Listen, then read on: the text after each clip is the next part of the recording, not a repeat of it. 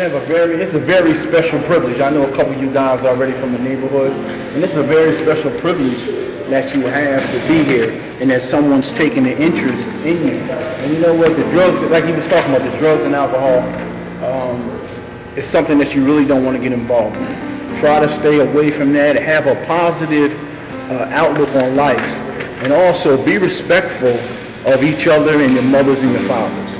And you know, the streets are nowhere to get raised up on. And I'm going to give you a little testimony of myself. Now, I know Isaiah Twine, his father and I, we played ball together years ago. And I know Brother Adam here, too.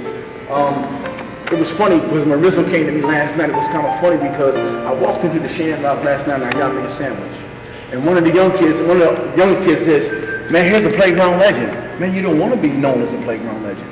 First of all, my attitude was real bad as I was your age. I was pretty good.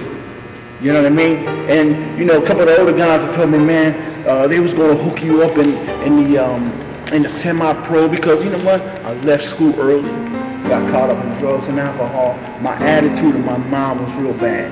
You know what I mean? They called me Doc, but I try to live out someone else's dream instead of following my own dream.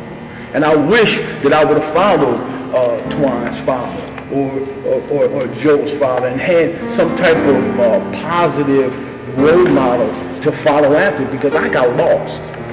And you know what? I see a lot of you guys is from the neighborhood now, and I joke and play with you. But you know what? I don't want to see you get lost in the shuffle. The streets are no place to get lost in. Education is the most important thing. He just talked about the education. You know what I mean? I thought that I was going to be one of these guys that went from high school straight to the pros and didn't make it. You know what I mean? And I don't know if Rizzo is wrong, but you know, when I got caught up in drugs and alcohol in '84, and I went to Eagleville in Eagleville, Pennsylvania, and I had a chance to try out for the Sixers, my favorite team. You know what I mean? And the guys that I was hanging around with, they were getting high, and it shattered my dreams. You know what I mean? But if your dreams get shattered, you got to change this thing into a positive image for yourself. Please don't get caught up in the game.